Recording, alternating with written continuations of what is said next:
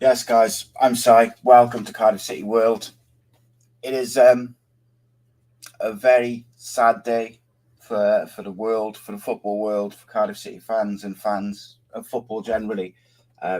Yesterday, we lost a great man who you will struggle to find anyone say a bad word about. Footballers over the years, and they always get a bad rap for a variety of reasons. Sol Bamba is not one of those. You will hear and read over the coming week, coming days, probably already today. You will hear managers, you will hear journalists, media, teammates, and fans talk about how much Sol Bamba meant to them, how Sol Bamba treated them, how he found time for them. And the world is a much worse place for losing Sol. He was a giant of a man, an even better person. My interactions with him were limited. I think maybe twice I've spoken to him for not very long, but for that very short period, I had his full attention, and he was genuinely interested in what I had to say, which probably wasn't very interesting because I was just happy to meet the man, speak to the man. And it's like I say, it's a sad day for football, the world, and all I could say is that Sol Bamba will forever be remembered by the football world, but he will forever be a Bluebird and a legend. It's difficult to put into words how much of a legend and how highly thought of he is. And it's when you read things like Glenn Williams wrote an incredible piece in the Wales Online today, and it goes to show just like how Sol treated people who, he didn't have to. He found time for people. And I think that away from football just speaks volumes of the man. Had an incredible football career, and unfortunately his health problems probably slowed down and put an end to what would have been a really exciting managerial career as well. Obviously he was came down here as a coach, and people, there was people calling for him to become Cardiff manager at certain points. But ultimately, I think we should remember the contributions he made, not just to Cardiff City, but also Leeds United, Palmero, Trabzonspor, Middlesbrough. And of course, he represented his nation, at various points as well. As I say, it's difficult to put into words. He represented Ivory Coast, 46 times, their full team, as well as the 20s, 23s. And obviously he represented a whole range of other clubs, Leicester, Hibernian, Dunfermline, started his career with PSG, coming through the youth setup there. He, it's a very somber, strange feeling, because Sol is he's such a people person from the interactions I had with him, but also what I've heard from other people who had a personal relationship with him and knew him, personally. They speak so highly of him, and I think, as I said at the very start, the world is a worse place without him. And by the way, a real underrated centre back. Started his career as a defensive midfielder, but what a player! Like in his prime as well, what a player! And played for Cardiff City over 112 times, which is the most amount of appearances he made for any of his clubs. Was at the club from 2016 to 21, and I know that the way he was released, wasn't the best. and it's a huge loss. As Reece says there, it's a huge loss to the club. He seemed to genuinely make a connection with the club, the city, and the people. And I think that's spot on. Look, it's not easy to talk about, particularly when I'm on my own. So it's like got no one to kind of go back and forth. But I felt that it was right to start today's show discussing and talking of Sol Bamba, and I encourage anybody who's in the chat watching on Twitter or YouTube, leave your memories of Sol Bamba in the comments, and like, what's the first thing you think of as Sol Bamba, as a footballer, as a man, as a manager, as a coach, whatever it may be? Like, what is the first thing that springs to mind? Because as a Cardiff fan, I can't think of like many negatives around his time at Cardiff. Just, I remember being really disappointed that we released him. Obviously, he had been he was ill during that sort of period as well. And look, you can see there's lots of words from Neil Warnock, from various football clubs. Everybody is devastated. Everybody's gutted by the news. He's a young man.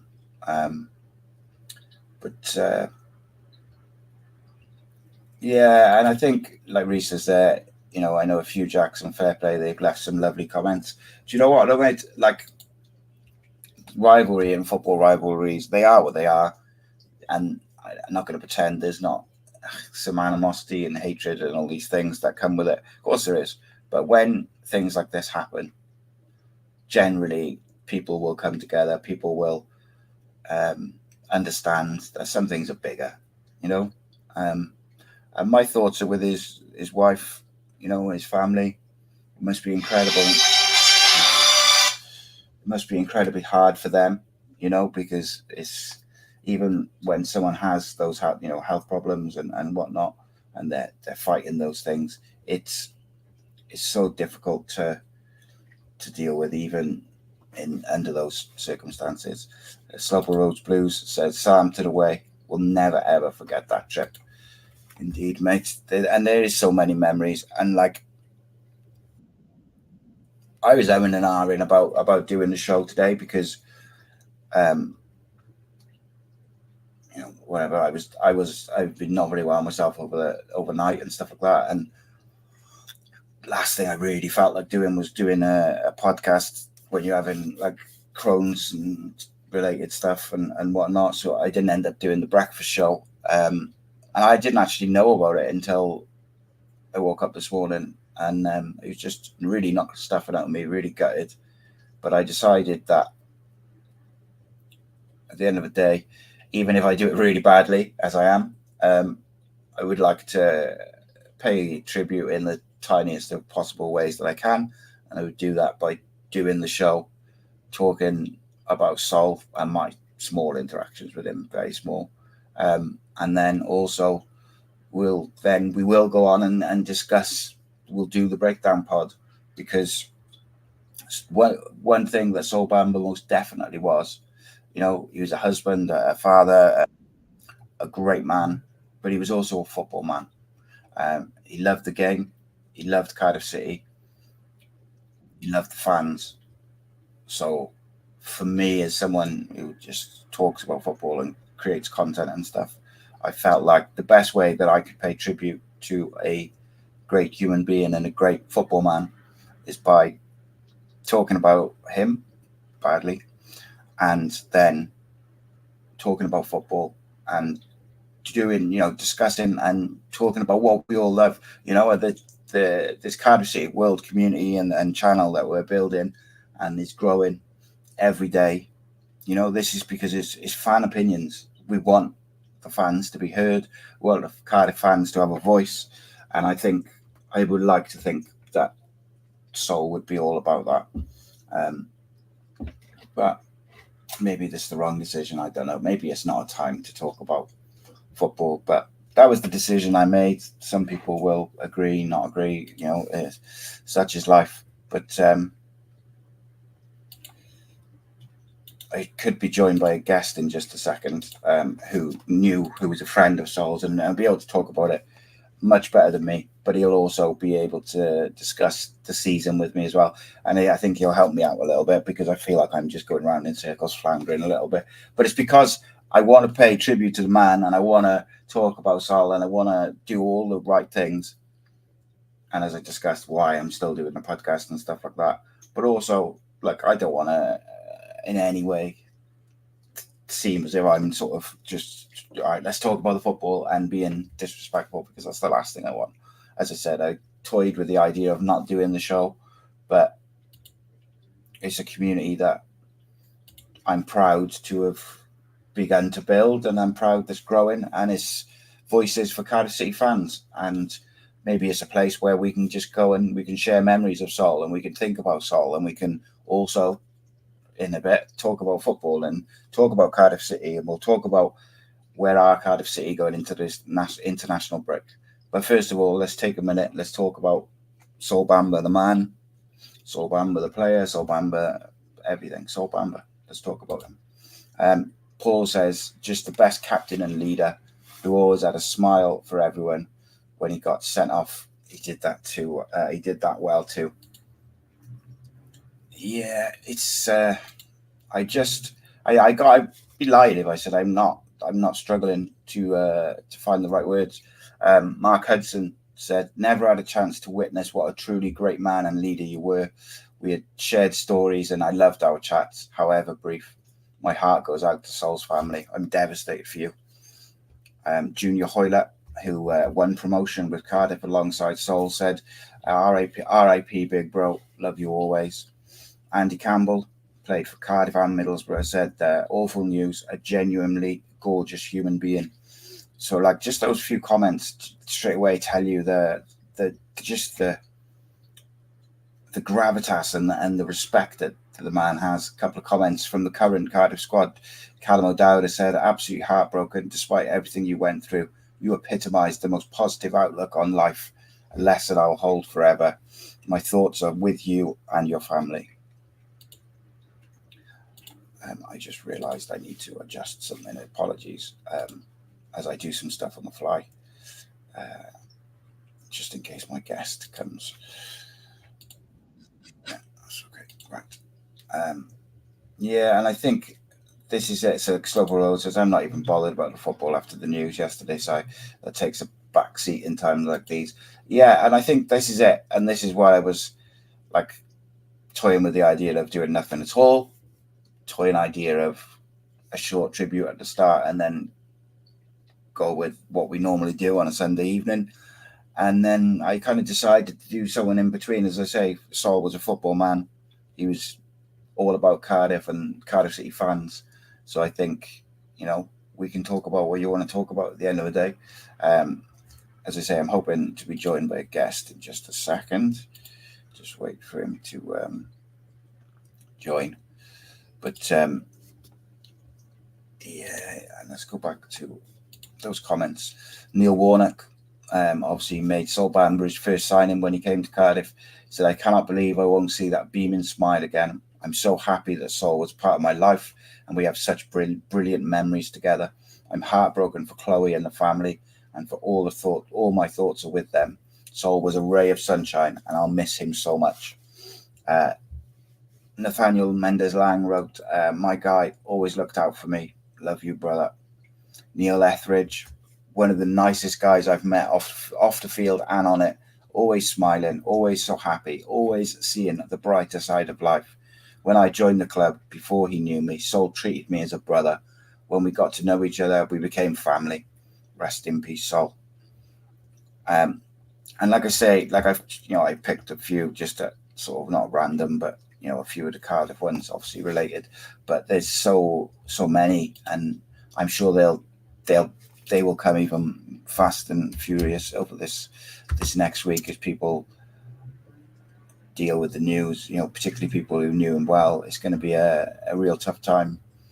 And I think I would like to think that all football fans will, come together.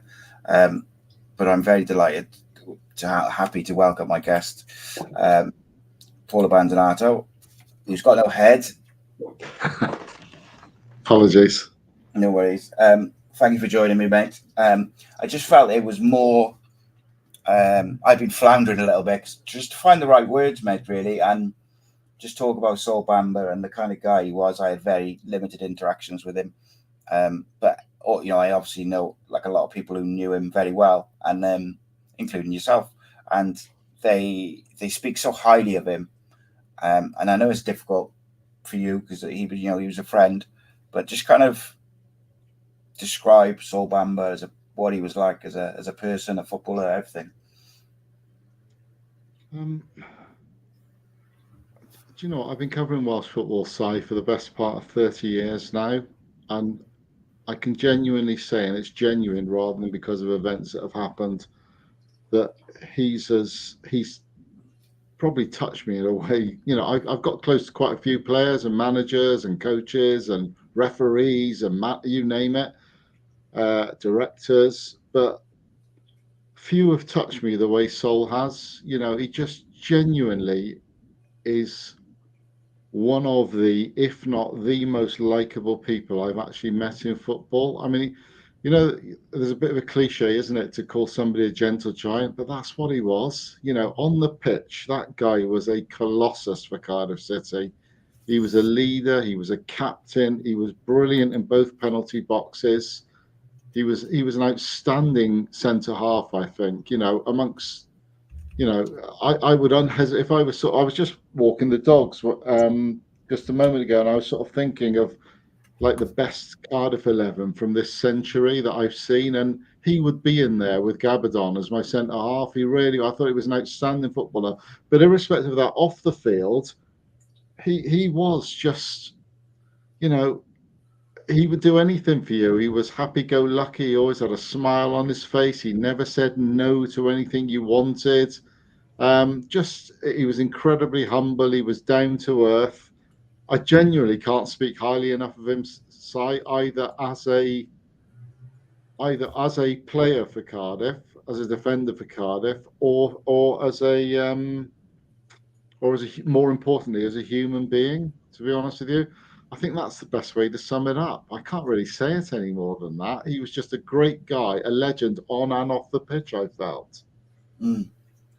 It's difficult. Like I said, we sort of talked at the start because I was umming and ahhing about whether to do a show because I was sort of like, I don't know if I'll be able to find the right words, and it also feels almost like it's not the right time to talk about Errol Bullitt and the football and the Cardiff side, but from my very, very, very limited interactions with Sol and from what other people have said, one thing apart from obviously the human being, the father, the husband, etc., all these different things, is he was very much a football man.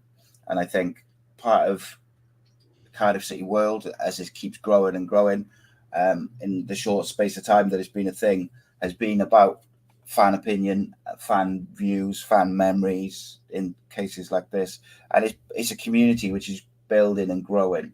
So I thought the best way that I, as a whatever you would call it, content creator or whatever, like can pay tribute to someone like Sol, who is a football man, is to one, pay tribute to him and talk about him, of course, but also talk about football and do the thing that we all love. This is why we, have an audience and why the audience keeps growing and why people, give us their views and stuff on football and on Cardiff particularly, is because we all love Cardiff. We all love football. We all love the city, the club, etc. As did Sol. So for me, I felt like that was the best way to pay tribute to him, is to do what we do, sort of thing. But I would lie if I said it hasn't been a bit tricky because I struggled to find the words. But obviously, like people like yourself, and all his former teammates, managers, and people who were very close to him are going to be feeling it, so much more. And it's difficult, isn't it? Because it just feels like you've had the stuffing knocked out of you, and like I didn't expect when I woke up this morning to wake up to that news, and it's difficult to explain really. But I mean, I think I think as well he's very underrated as a centre back. Yeah, I had a message sort of just as I was going to bed last night from one of my sons Mm, saying Bamba, crikey, you know, and I just thought that he'd done something like he did at Ipswich that day and sort of got sent off in it as manager or something like that. Then I woke up to a message from another son this morning at 7:30, and it was only at that point that I realised what had happened. Um, and yeah, it's just a feeling of devastation is sort of the word. I was very close to Barry John, the rugby great, you know, and something similar happened with Barry. Barry was almost twice Sol's age, you mm, know, and it it really is. It does put into perspective the rubbish we've seen this season so far, Simon. It totally and utterly puts that into perspective. But I can tell you that Sol bled Cardiff City. You know, even though he played for a host of other clubs, some really big ones, bigger than Cardiff. Yeah. Um, I just always felt that this was the club and the city that was. I'm not going to say most in his blood because I wouldn't want to insult the other teams, the other clubs that he played for, you know, where he was an icon as well. But there was this very, very special affinity between Sol Bamba and Cardiff City Football Club and the fans' side. There really was. Even when he left, he stayed. He was still living in, you know, they retained the family house in Cardiff as well. It was Dinas Powys initially, and then I think because it's such a small place. I think everyone knew that Sol Bamba lived there, and I'm not sure he got too much privacy. So they moved to a more, I don't know if grandiose is the right word, but let's just say a different place in northeast Wales, northeast Cardiff instead. Um, but I remember him saying to me, "Do you remember he got injured? I think it might have been away to Wolves in the Premier League. It was a bad, if memory serves me right, it was a bad knee injury, cruciate ligament injury." And I was sitting down with him about 9 months later, and he was close to coming back. And he said to me, or 6 months later, whatever it was, and I've, you know, this comes back to me now as we talk. And he said to me, after the love and affection Cardiff fans have given me, there is no way that that is going to be their last memory of me. And it was Cardiff fans who were helping to drive him on to get over that really, really bad injury. And he mm, did come back. He was never quite the same player again. I don't think so. I can't remember for certain. But you know that was genuine. That he's not just saying that. That was genuine and from the heart. I remember sitting outside in the sunshine in the Vale over a coffee talking about it, and I could tell, you know, what's the love and affection. I don't know if he was shocked or overwhelmed by the love and affection he got from Cardiff fans, but he was certainly humbled by it, and you know, it sort of helped increase his passion for the football club, if you like. And as I say, he there's no way on earth that last memory of him in a Cardiff shirt for Cardiff fans was going to be him lying, you know, being sort of helped off on a stretcher or whatever it was at Molineux that day. mm, Um, you know, we spoke many times after he'd left the club, many times about, you know, it was very much in his blood. He was concerned when the club wasn't doing well. He was desperate for them to win matches. It was the first result he'd look for on a Saturday when he wasn't playing. So, you know, it was genuine with him. It wasn't make believe or put on or the sort of thing you can get with a player to a journalist at times where they say the cliched things about, oh, I'm delighted to be playing for this brilliant club. It's a big club, all that sort of thing. With Sol, it was absolutely genuine, Simon. mm. Yeah, there was. You could. I mean, you could see there was definitely an affinity and love for the club by him. Obviously, he spent. I didn't realise quite how long he was. He was here from 2016 to 2021. Made over 100 appearances, which, funny enough, it's not funny, I suppose. But I was editing our question of Cardiff City game show a bit earlier, and of course, one of the questions which came up was, can you name as many players who've made 100 league appearances for Cardiff City in X amount of seconds or whatever it was? And obviously, he didn't make those league appearances. But I was interested in watching it back that no one no one had mentioned him, and I didn't realise that he had made 112 appearances for the club. But there was a lot of people calling for him to get the manager's job at one point, not too long ago. Yeah, and I'd have been all for that, not just because I knew him well, although obviously that maybe within the heart that has a bearing, but I just felt there was a really, really good manager in the making in Solskjaer. He obviously, it goes without saying, he's a leader of men, and that's the first point of call to be a manager, obviously. But he was hugely intelligent. I think he spoke something like 5 different languages. His tactical knowledge, the way he used to talk about the game, it just sort of, just took you to another level, if you like.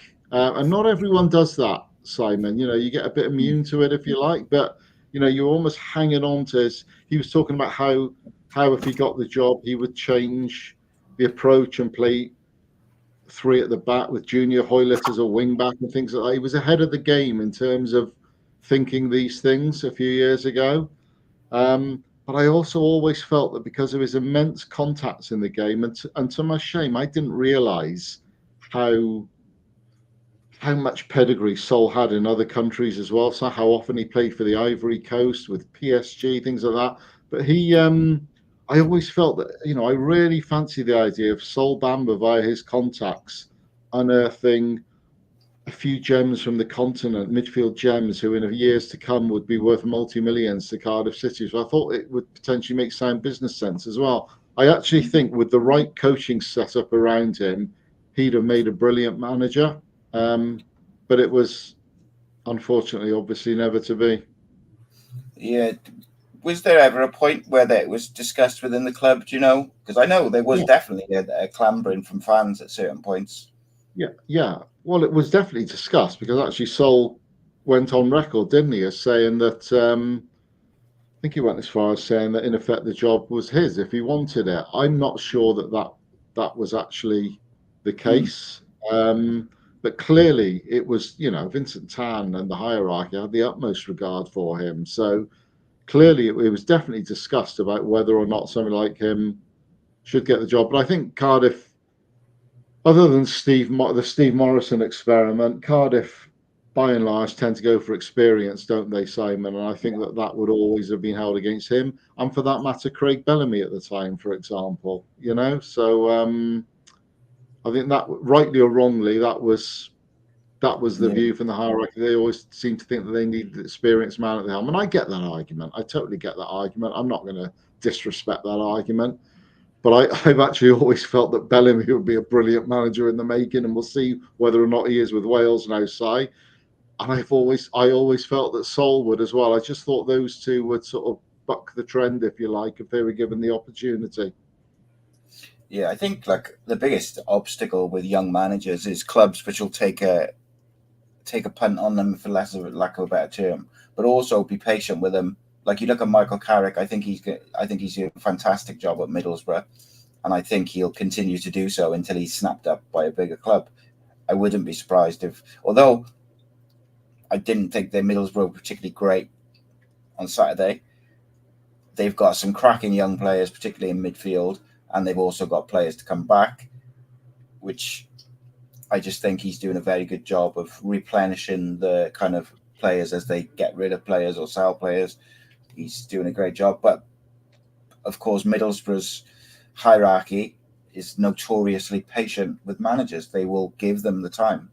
And I think that is a massive thing in football that we need football clubs to be patient with managers, because you can't implement a plan in 12 months, 18 months. It takes time, particularly if you look at just Cardiff as an example.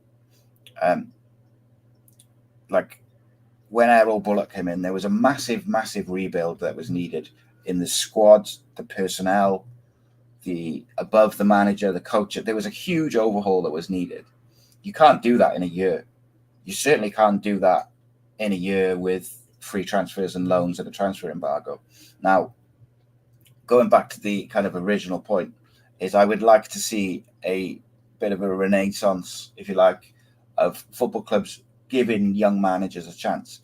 So I am in the minority. I think Wayne Rooney has the potential to be a good manager, but I think until he gets a job where he's able to do things his way, maybe fail a little bit, learn by his mistakes, and progress, I think he'll keep jumping around. Now, whether Plymouth ends up being that place where he can be given that patience and time, I just don't know. But it's interesting that you say like that maybe the experience factor meant that Sol didn't end up becoming the Cardiff manager. Whether he would or wouldn't, obviously, is by the by now. But we seem to be a club. Sorry, let me emphasise that I don't say that Cardiff or anyone should go for young managers just for the sake of it. No, so, for example, you know, without wishing to be disrespectful, I never, rightly or wrongly, I just didn't have belief in Mark Hudson or Steve Morrison as the right managers for Cardiff. Yeah. But I just felt that Sol Bamba or Craig Bellamy have got something about them that would make them, that would, in Sol's case, have made him a brilliant young manager. So I suppose my mind has been, you know, over the years by looking at what Wales did with Mark Hughes, Gary Speed, Ryan Giggs, of course. Yeah. I looked down the road at Swansea, you know, Roberto Martinez. He had no managerial experience when Swansea took a chance on him. Brendan Rodgers. Gary Monk was another one. Cooper was another one. There was no real, you know, certainly not, well, this is not a proven League One or Championship manager here. And obviously, you know, Swansea have made mistakes as well, but you know, those all proved to be, you know, even Monk to a degree, they finished quite high in the table with Gary Monk. So they all proved to be quite inspired appointments, if I'm honest. You know, and I just feel, as I say, that Sol, I don't want to keep lumping in with Craig Bellamy, but I just feel both of those would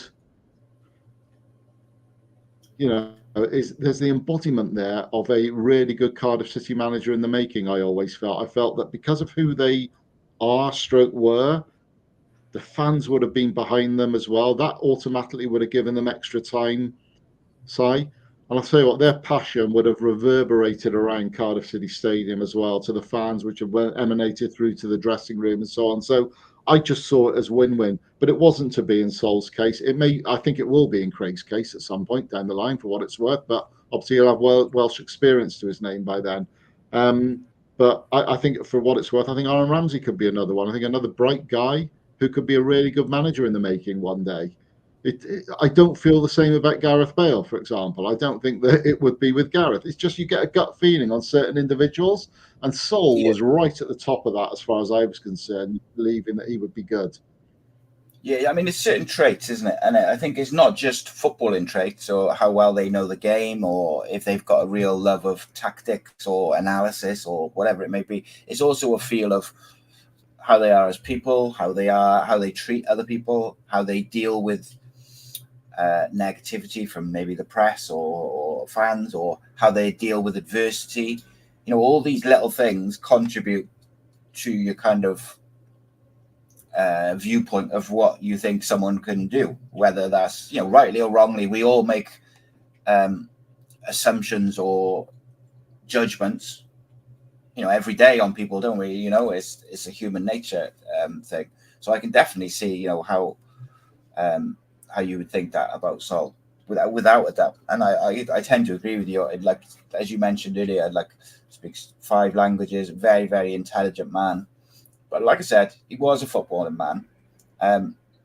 So just to kind of really finish off the show, sort of last sort of 10 minutes or so, I would like to talk about Cardiff City as we go into the international break, because I got to tell you, Paul, as you know from our conversations, both privately and on camera, I am pro Bullet, but he has made it increasingly difficult to defend some of the things that he's doing. And yesterday, I got to say, like yesterday afternoon, I was fuming, absolutely fuming, and I was really upset, really annoyed. And when I look back now, like, and I've had a little bit of time to process it, and even just hearing my own words just then talking about clubs giving managers times. Like when Errol Bullock came into Cardiff City, what was it, about 18 months ago now? It's a bit less than that, but yeah, thereabouts. Yeah. Club was a bit of a mess. Like the squad was not good enough. There was players that needed to be moved on. That there didn't seem to be any forward thinking or like proactive thinking in the transfer market. Or when we got rid of a manager, we didn't seem to have a plan. And I think there was some issues with like coaches and I still say the structure above the manager could do with a bit of tweaking. But my point being is, I think it does take time. So last year, to deal with everything which he dealt with off the pitch, with frees and loans and all the things that went into it, I thought he did a good job.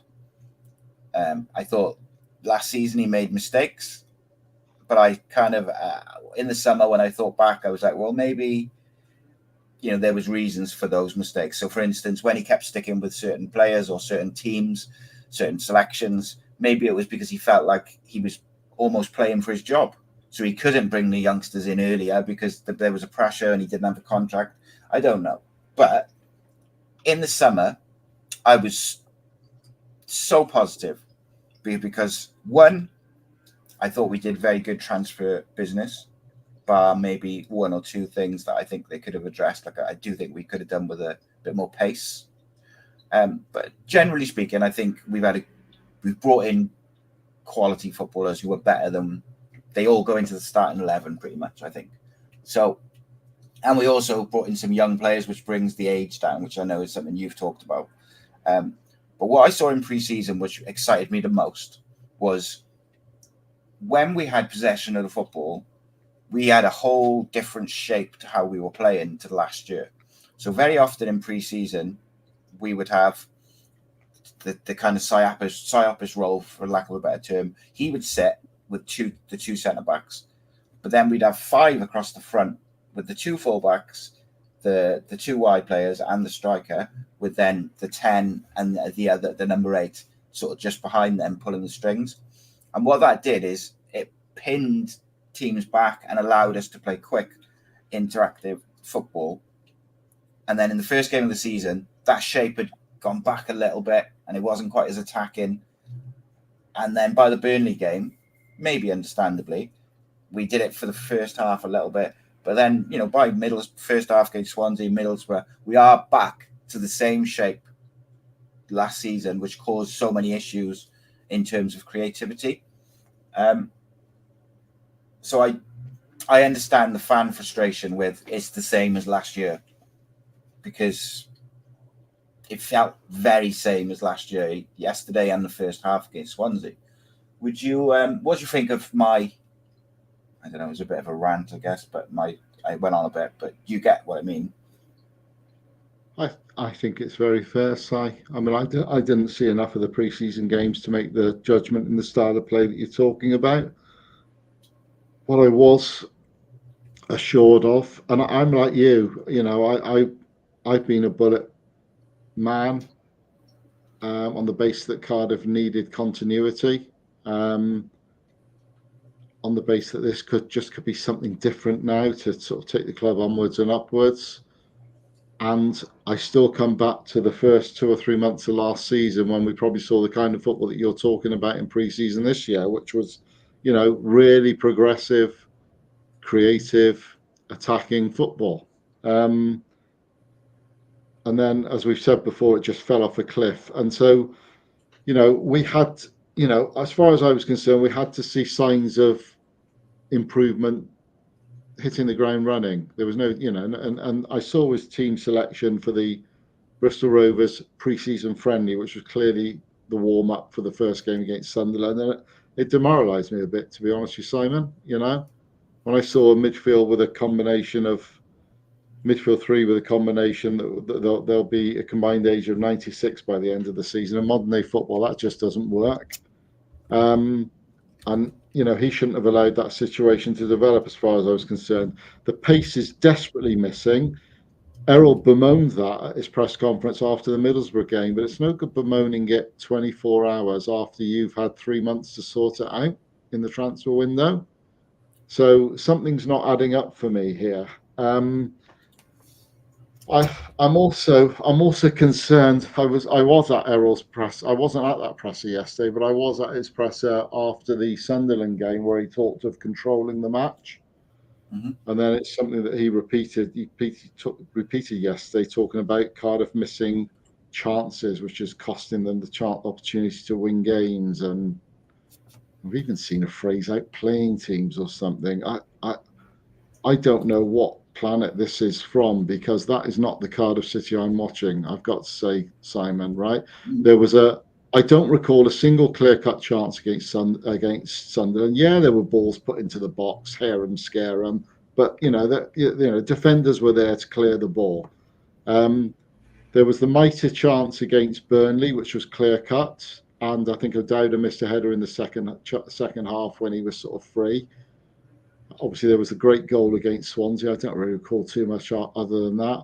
And then Ramsey came close. Aaron Ramsey came close a couple of times yesterday, to be fair, which to me is 2 times more than against Sunderland. But by and large, I thought Middlesbrough, Sunderland, 0-2. I thought they were very similar performances, very similar outcomes, and it worries me. Now, I wasn't as demoralised as I know loads of fans, because they were on to me about this after the game yesterday. Loads of fans who were furious about his team selection, which was the same 11 against Sunderland. I don't know if you've touched on this earlier in the show or not, Simon. No, no, we can talk about anything from. Okay, just very quickly on that. It didn't surprise me in the slightest. I not that I knew Errol's 11, but I had a very good educated guess at what Errol's 11 was, judging on what I've seen in the past, if you like. So I wasn't. I'm not saying I wasn't perturbed, but it didn't anger me. That I suppose I got over my anger, knowing that was going to happen anyway, if you like. Yeah, but this Einstein theory about you keep doing the same old thing and expecting different outcomes, it just isn't going to happen. So Cardiff have lost. If you take the last 4 league games of last season into account as well, under Errol, Cardiff have lost, have only won 1 in 8 matches. I think off the top of my head, I think they've scored 7. I did research the figures. I think something like they've scored 7 in those 8 games, have conceded 23. Something's fundamentally wrong there. The aberration there was a 2-1 win over Southampton in mid to late April. The reason that was an aberration is not only because it was a win over a very good team that went up into the Premier League. It's because in the last half hour, he threw his trust in a whole bunch of young kids. And that game was turned by those kids. So we've got Conte, who ridiculously, in my eyes, has been sent out to a non-league club on loan. I can't get my head around that. Yeah. So Conte, Louis Giles on the left, Ruben moved to 10 and ran the show so brilliantly that their manager name-checked him after the game, and Kian Ashford as well. And those kids offered a directness, a verve, an energy, they obviously have ability as well, but they also brought pace to the team, which is, well, Ruben not necessarily, but the others. So which is something that remains fundamentally lacking. And to me, the evidence was so crystal clear there that this has to be the way forward, that it would take some serious mismanagement by the club, given the signings they made this summer, and given the strides made by these young kids, and given the fact that Isaac Davis, Joel Bagan, and Eli King were coming back on loan, better players for their year away, I thought it would take some serious mismanagement to get this badly wrong. But Cardiff have got it badly wrong, because results say that. They're bottom of the table. There's 1 point out of a possible 12. There's 1 goal scored in 4 matches. It evidently is not working, Simon. Now, we're being promised by the manager that there will be I don't think he used the phrase big changes, but he did say there will be changes for the Derby game. I'll believe that when it happens, is the honest answer. I think Errol's attitude is that he wants to use players that he can trust, and he clearly is the kind of manager who trusts experience. There's nothing wrong with that. I get that, yeah? It's not the way I go, right? But he clearly feels that he can trust experience over youth. I get that. But if those players are continually, are we seriously saying that some of these players I've mentioned already would do worse than what we've seen so far this season, Simon? I mean, results-wise, they certainly wouldn't do worse, but performance-wise, surely they would lift things with the very attributes I've just mentioned earlier that we saw against Southampton in the league last year, and we actually saw this season in the last half hour against Bristol Rovers in the League Cup, and then against Southampton in the League Cup as well, which are the only two games I think the fans have enjoyed watching this season, are those two League Cup games when it actually gave youth its head. You know, Yeah. surely, what am I missing here? Seriously, I'm asking a genuine question of you now as an observer of God. What am I missing here? Errol is seeing something that I'm clearly not. What am I missing here? Right. Before I answer that, let me pose you a question. Do you want me to answer that on what I see or what I hear? No, Because I'd they're rather two you very answer on different things. What I see. well, what you see, yeah, because we all hear things behind the scenes, but So sometimes that's yeah, no, yeah. exactly. So what I would say is, and if you go by Errol's comments, you would say, I agree with you. He trusts certain players and he trusts experience. Now, my argument to him saying he wants pace is twofold. One, we could have got Casey McAteer on loan at any point in that window. We didn't.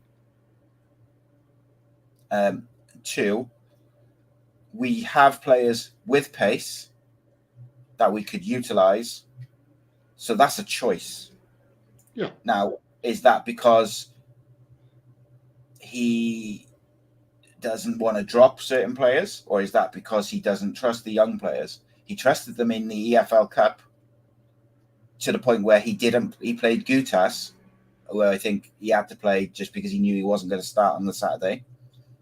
And Rinamoto, who I would argue they probably would have sold in the window if they had an offer. Apart from that, it was all kids under the age of 22. And they all did very well. They just got punished at the end, a bit tired, etc. Against a very good team, by the way, which included the likes of Bellamy. Was it Bellamy who come off the bench? I forget. Someone who's like a multi-million-pound player. Adam Lallana, who's played at the absolute top level of the game. You know, these are the players that Southampton were bringing on whilst we were playing kids. And those kids competed non-stop till the 94th minute and then, got punished.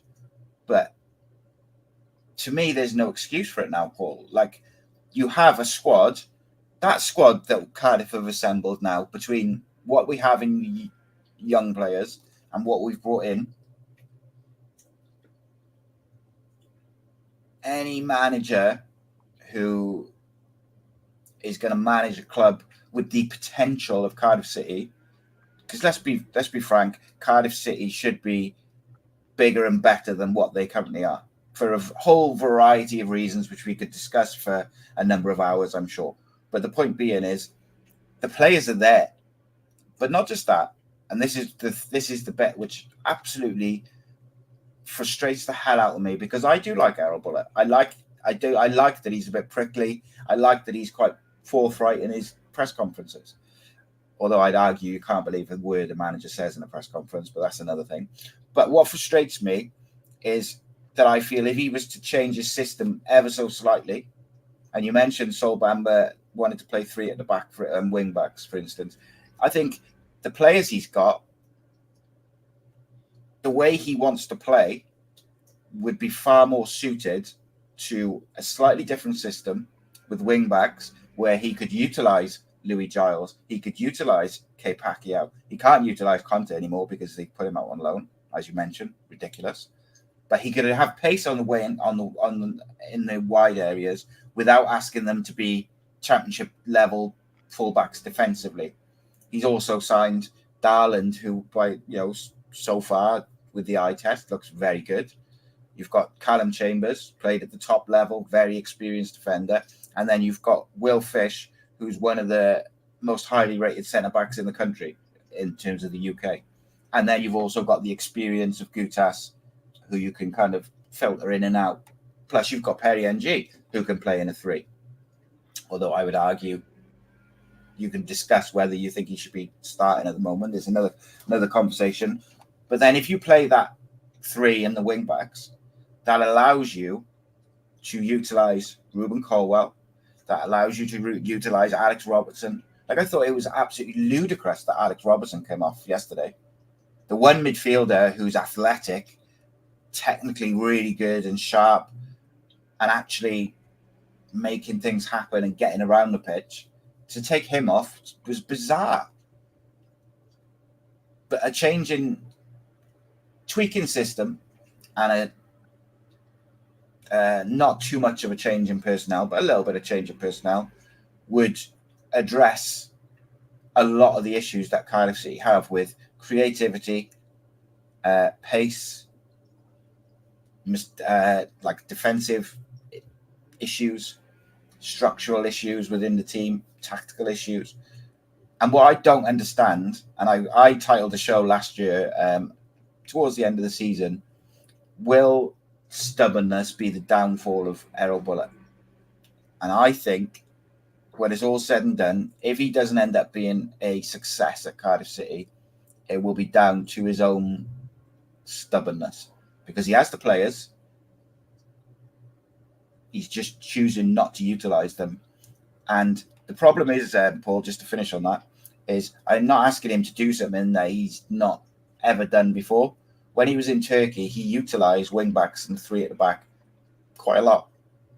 So it makes no sense to me why, when you have the players and the way he wants to play football, building up from the back, and he's bemoaning the lack of pace, it doesn't make any sense to me why that's not happening. And I actually thought that he was building towards that in the pre-season, because he utilised it in the EFL Cup a few times. So he's clearly got it in mind a little bit. But unfortunately,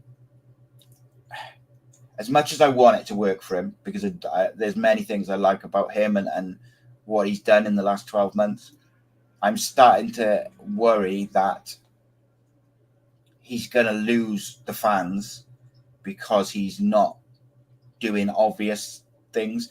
Just before I pass over, go on. You reply to what I just said, and then I'll get to Ruben Colwill. Just a couple of things. I mean, I obviously mentioned those kids, the academy kids who led the victory over Southampton in April, which, is, as I say, is the one aberration so far. But since then, Isaac Davis has got injured, right? Since then, Joel Bagan has come back and looked a different player. Eli King has come back and looked a different player, and for some reason he's been loaned out again. But you can also add Capaccio, who looks the real deal. I think there's a serious player in him. And Reindorf, and people think, well, Reindorf is not ready for Championship football. But I'll tell you what, he may or may not score goals. We won't know, right? But he would press, he would show pace, he would make runs behind, he'd put the defenders under pressure. He's technically good on the ball.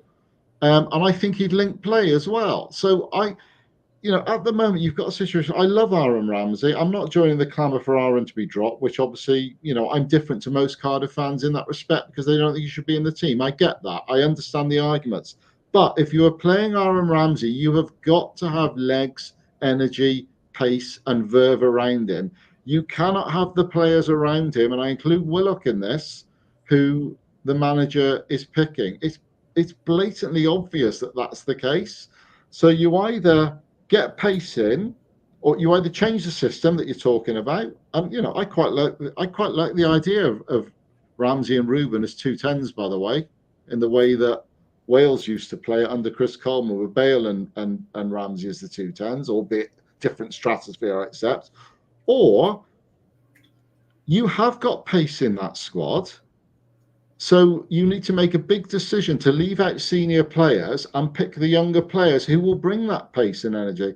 Can I just give you another example? That to me, I tweeted this pretty much straight away during the game. So nothing in the benefit of hindsight, because I didn't know what the result of the game was going to be, Simon, although I had a good idea the way it was going. But around 33 minutes had gone on the clock.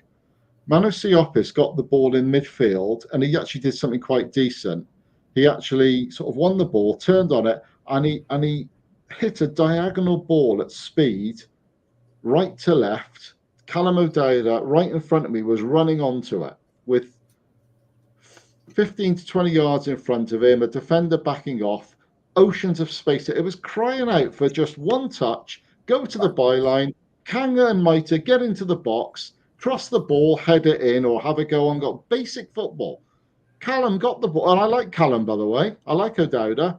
O'Dowda got the ball, stopped, turned, came inside. I can't even remember what happened next, but clearly backwards nothing. And we lost the ball. Nothing. Can you remember that incident, Simon? Oh yeah, I talked about it. I just thought there and then, that's the mindset of Cardiff City under Errol at the moment. It's stop, come back, instead of dynamically going to the byline.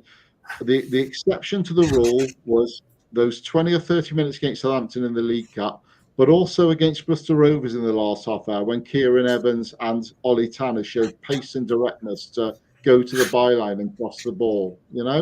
I think Cardiff have got to start doing that one way or the other. And if that means personnel change is required, well, he has to make the big call on like this for Errol's sake. Yeah, it's going to be a problem for him, mate, because he's already starting to lose to people who were on the fence about the style of football, if you like. Because I think most people will accept this kind of football away from home, but at home you expect a bit more aggression and a bit more. You've got to win your home games ultimately, and you ain't going to win your home games if you don't try and win your home games. But also, Paul, I would argue at the moment, if we played prime Ronaldo 9 up front, he wouldn't score for us because we don't create chances. We don't create chances because we do everything slowly. And it's more about keeping hold of the ball than it is taking a risk. And what I say by that is Callum O'Dowda, like you discussed, yards and yards in front of him. He is a natural direct winger. He's not a left back, he's a direct winger. And you can watch him, over the years of his career to see. That's because it's been, in my opinion, it's been drilled into the players. Don't lose the ball. Keep the ball, control the game, blah, blah, blah. But to win football matches, you've got to take a bit of risk sometimes. And for me, when he's not interested in taking those risks, and I think that is going to be his downfall, mate, because we're so easy to play against. We let teams settle. Roger Gibbons said to me last year when he used to play at Ninian Park, what they would always do, first 10, 15 minutes, they'd be like smash. And I understand it's a different type of game, but what they wouldn't let teams do was settle into a game. But what we do is we allow teams to settle. Middlesbrough were coming off the back of a 5-0 thumping. And I did 2 Middlesbrough podcasts last week. I did one on Thursday on the radio, and then I did one on Friday, my own, where I had a Middlesbrough fan on. And they were quite concerned about the game because they had a real issue in defence with injuries. Their left back had been horrific in the midweek and been responsible for 4 of the goals. So they were worried. So to me, and I think I said it in the preview and in tweets as well, the most important thing was Cardiff had to start fast, put them under pressure, because if we'd got an early goal, they had the potential to fall apart a little bit because they did have some young players in there, but some of those players were out of form. And we let them settle, Paul. We just let them knock it about a bit, get a feel for the ball. There's no urgency in the press. I also said as well the other day, Paul, I don't know if you agree with this, the way that Errol Bullock plays, we look better with a more mobile striker, i.e. Robinson or Reindorf, than we do with a target man. Would you agree with that? Yeah, 100%. 100%. What I would also say is what concerns me, listen, it's not so much the results because that happens in football. We have to accept that. But when you're losing, as long as the reasons for you losing are being accepted and addressed, you know that you're going to move forward in the right direction. That's what progress is about, Simon, yeah? Of course. All I'm hearing at the moment is excuses. Even from I'd never have a go at fans, right? Everyone's entitled to their opinion, but I'm even hearing from fans about how unlucky Cardiff have been and how they've played really, really hard matches so far. Crikey, Blackburn drew at Burnley yesterday with 10 men, Simon. Yeah. It's not, it's anyone can beat anybody in the championship. They really can, but you have to have the right positive mindset to do it. And I just think Cardiff are too still. What concerns me is having been promised that or assured that it'll be a different approach this season, a far more attacking approach. I'm not seeing any evidence of that at this moment in time. And I really hope that for the Derby game, after 2 weeks to work on it, we see changes in personnel and a change in attitude and far more dynamism and verve and attacking intent in that team. And players prepared to get to the byline and cross the ball, players making runs behind. There's no doubt there is a lot of talent in that Cardiff squad, Simon. That Yeah. position at the bottom of the table is not the sum of the parts working. They should be a lot higher in the table than they are with the players that they've got. I want to talk to you a bit about Ruben Colwill, mate, before we finish up. So last year, when you came in to record the first time we did the podcast, me and you talked about, I think I said to you, I thought that Ruben Colwill had been treated quite shoddily last year because so at the start of the season last year, Ruben Colwill was on the bench, wasn't really getting many minutes. Then in the first couple of rounds of the EFL Cup, he got a start. And I think in those 2 games in the early rounds, he got a couple of goals and I think 3 or 4 assists, something like that, during those 2 EFL Cup games. So then he kind of forced more minutes off the bench. And then obviously Ramsey gets injured and Errol Bullock tried, I think, Robinson in there. He tried Ryan Wintle in there. Basically anyone but starting Ruben Colwill. And then post-Christmas, Ruben Colwill became probably our best creative asset, but he didn't have the players around him, so often ran into trouble. Now, I think, and I know some people don't agree, for me, Ruben couldn't have done much more last year with what was around him. He was more consistent than I'd seen him before as well. So going into this summer, I'd heard a few things, and one of those things where they were going to try, if Aaron Ramsey was fit and he was in the 10, they were going to kind of give Ruben a bit of a free roll off one of the wings and allow him to still drift and but he would, out of possession, he'd be on the wing. But as soon as, we got the ball, he can go wherever he wants. He'd be allowed that freedom, and Aaron would drop a little bit deeper, but not all the way back. They did it against Reading in the pre-season game. And where I sat in that game, I was bang on the halfway line, nice and high, so I could see everything.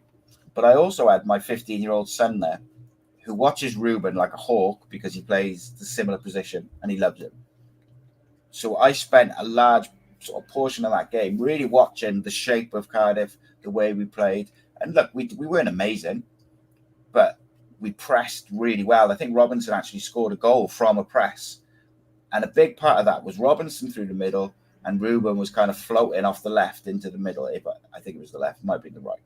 But my point being is they clearly had thoughts of ways to integrate Ruben into the starting lineup with Aaron Ramsey.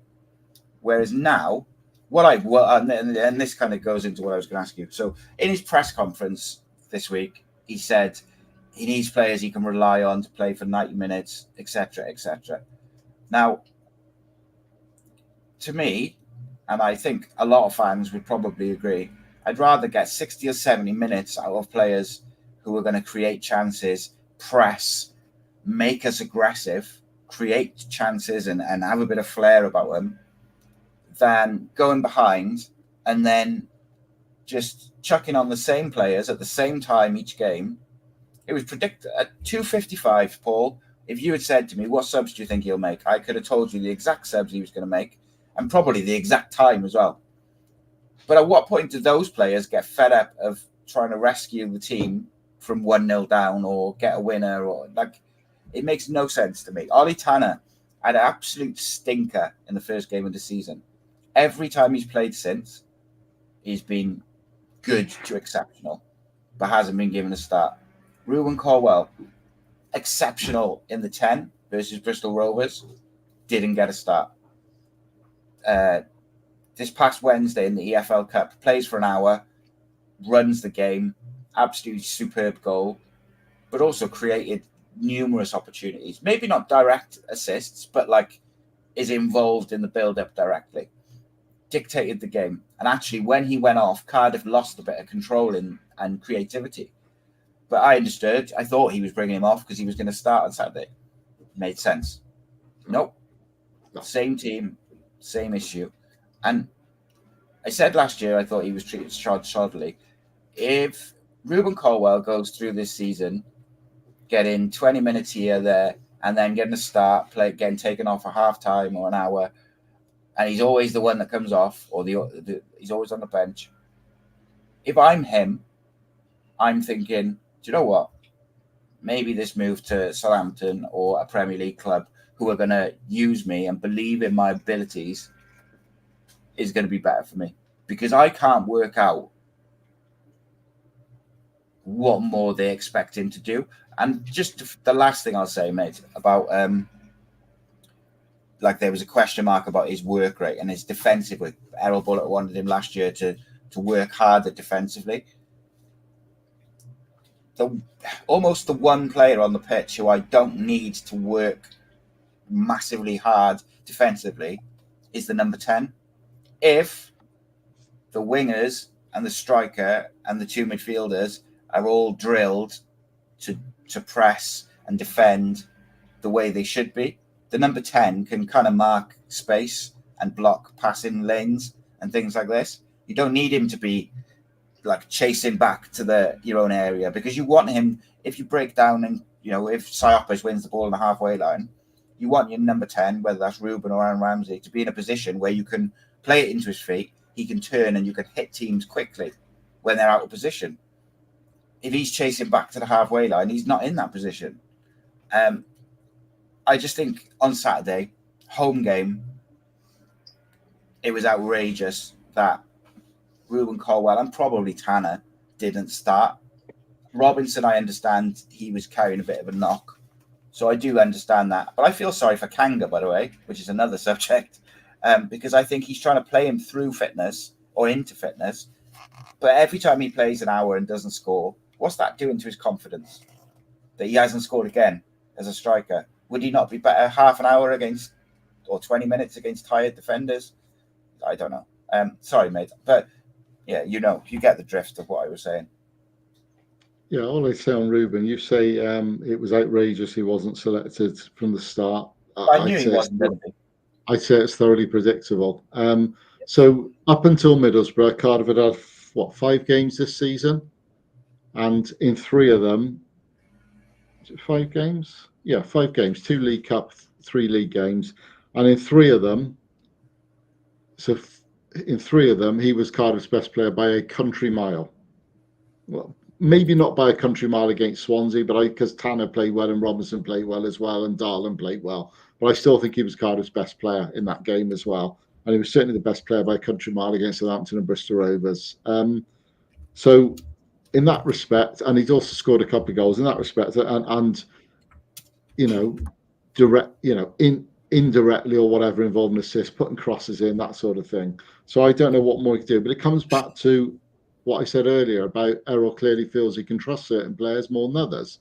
So he clearly feels he can trust Aaron Ramsey more than Ruben Colwill. I get the reasons why for that. I will never get the reasons why, because I honestly think if David Turnbull was fit, Turnbull would be at 10 ahead of Colwill if that was the choice. I will never understand that one, but I think that evidence tells us that that's the case. I suppose the analogy you talk about, I would never advocate Ruben leaving Cardiff, and I think it's inevitable.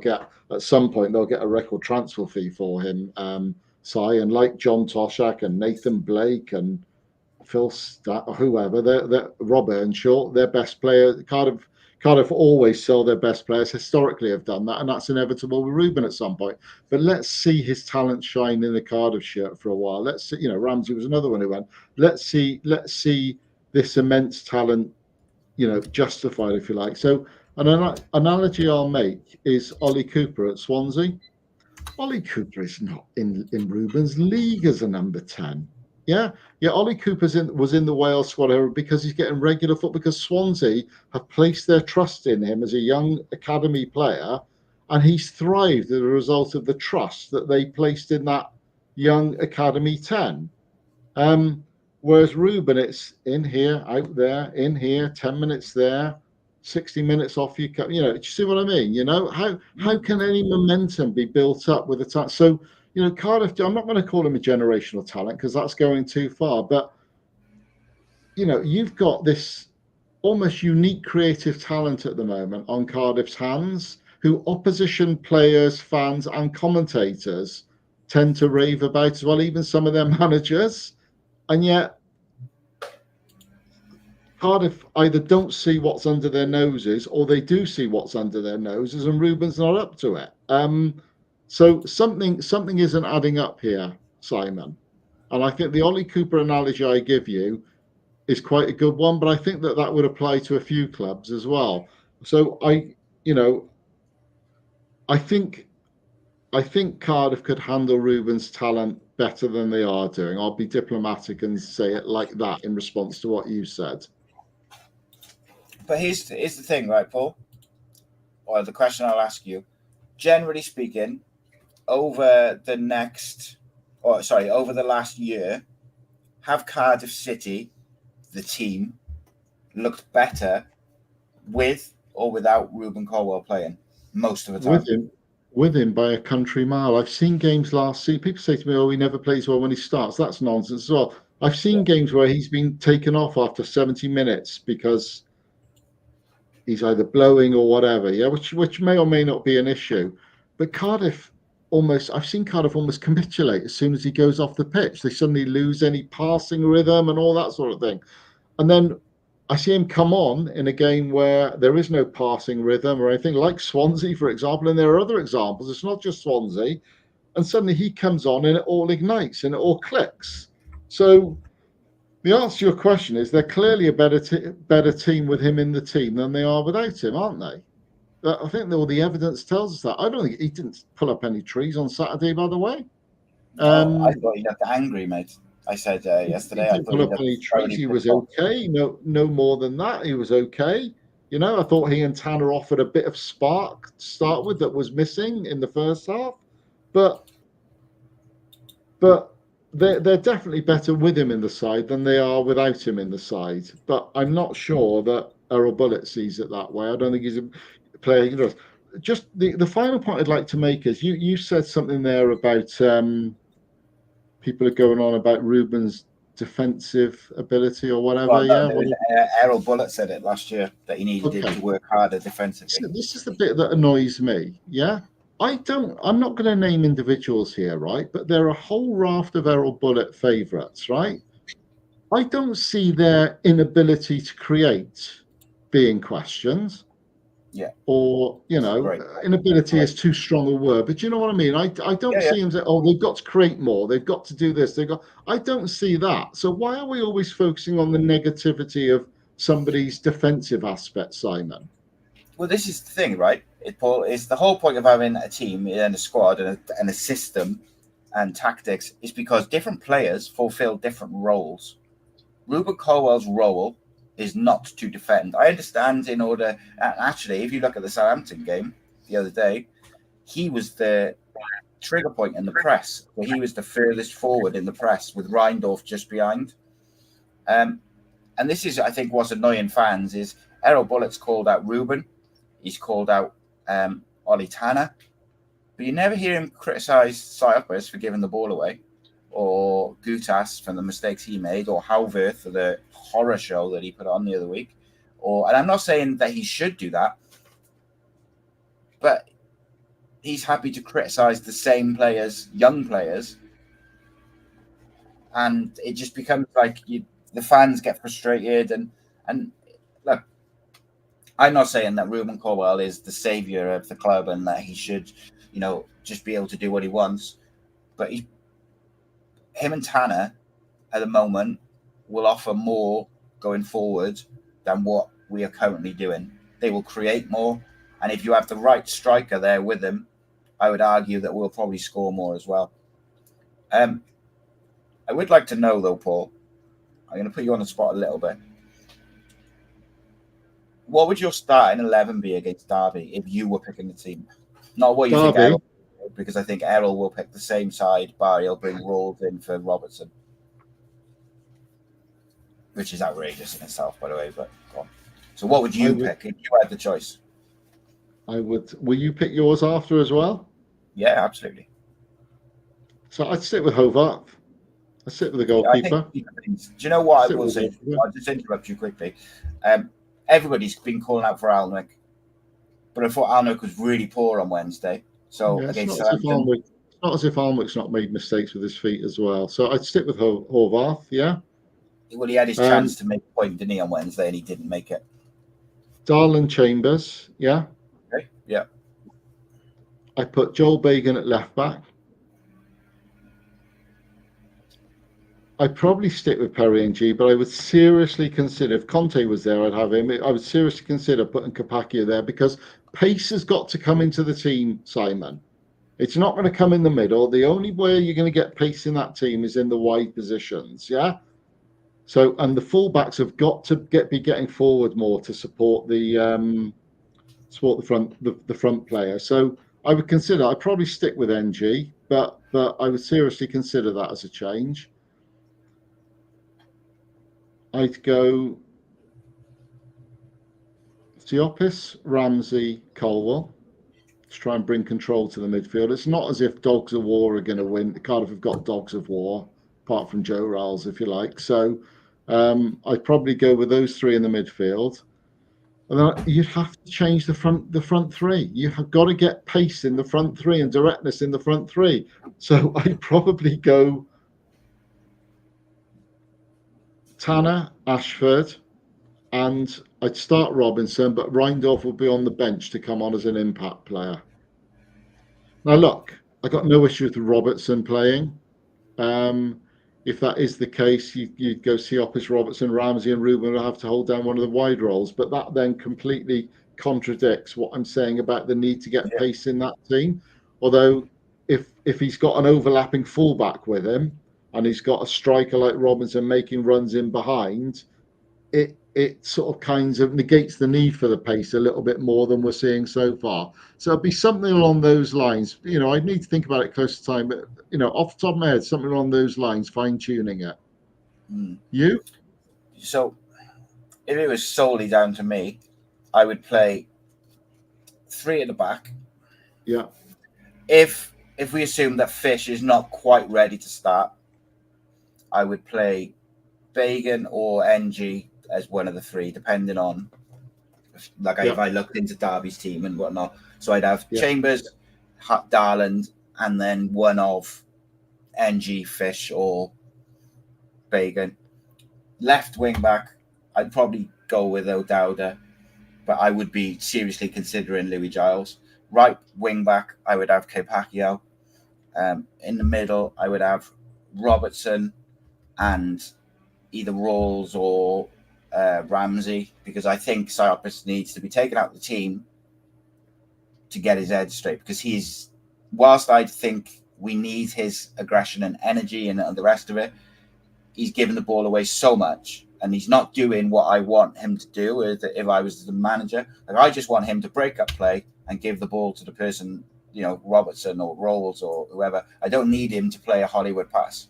I need him to just break up play and give it. So, but I quite like Rawls. I would like to see Rawls and Robertson, but for this, I think I'd play Ramsey, Robertson, and then Rawls and Robertson, and then I would play Ramsey and Colwill behind, probably Callum Robinson, and then from there, same as you, I'd have Reindorf on the bench, 100%.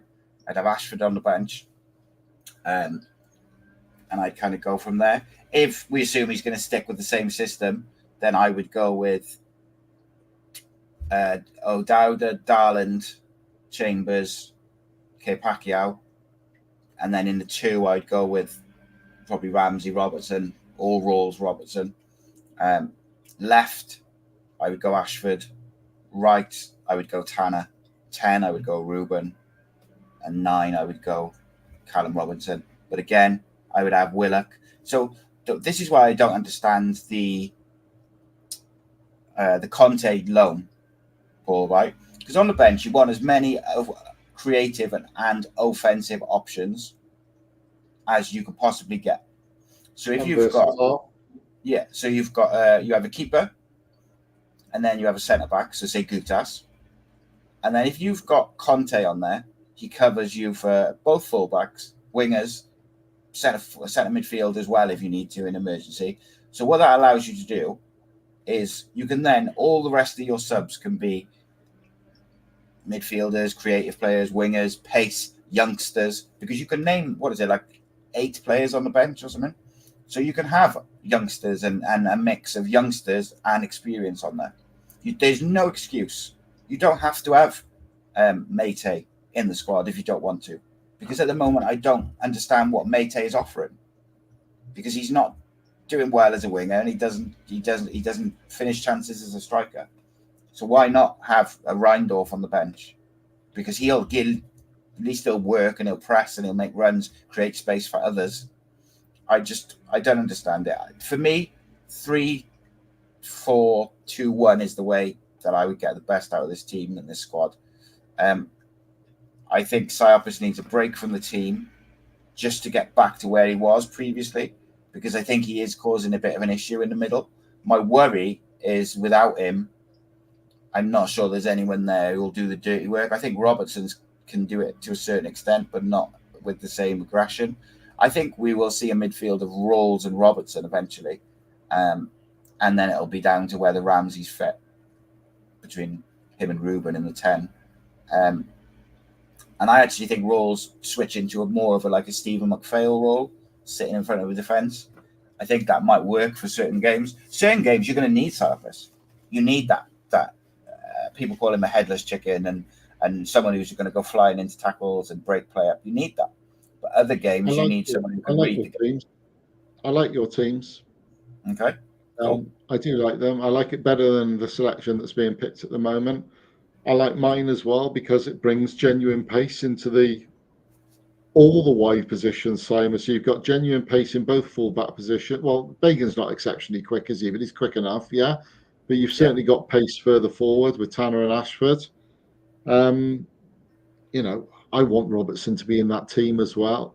But they can't all fit in. But this just demonstrates that the depth that he's got, the options that he's got there. They haven't even mentioned Delgado. There's no doubt the sum of the parts is not working at the moment. And do you know the biggest irony of this, Simon, is that we're bullet backers.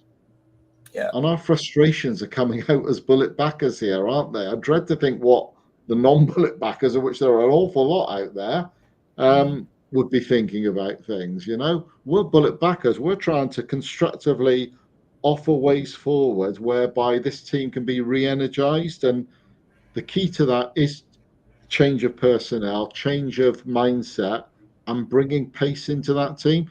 And I come back to what you said right at the start. There is pace in that squad, despite all this not stuff about there's no one who's quick. There is pace there. It then becomes a choice, doesn't it? Does he want to trust those youngsters with the pace? It just becomes a choice situation then. Yeah, 100%. Paul, I'll finish with this question made from Paul, another Paul. He said, can Errol turn it around, bearing in mind he's had all summer to address certain issues?